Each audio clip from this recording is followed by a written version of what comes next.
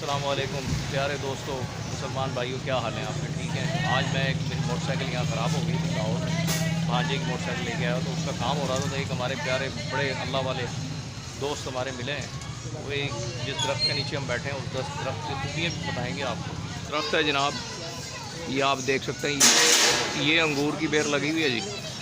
ये अंगूर की बेर भी देख रहे हैं आप, और इसके साथ साथ जो है और ये नीम लगी हुई है। ये देखिए, फल भी लगा, ये नीम का फल भी आपको दिखा रहे हैं। ये लगा हुआ अंगूर की बेल भी आपने देखी, नीम का भी दरख्त देख लिया आपने, और इसके साथ ही वो परली साइड पे अगर आप देखें तो वो जामुन लगा हुआ है। जामुन इसी के अंदर से वो जामुन भी इसी दरख्त के अंदर से जा रहा है। ये मेरे मालिक की कुदरत है, ये मेरे अल्लाह सोने रब की कुदरत है कि इसमें एक ही दरख्त में अल्लाह पाक ने सब कुछ दिखाया है। ये मेरा मालिक दिखाता है कि मेरा अल्लाह, मेरा मौला जो है ना, ये दिखाता है कि मैं जो चाहे वो कर सकता हूँ।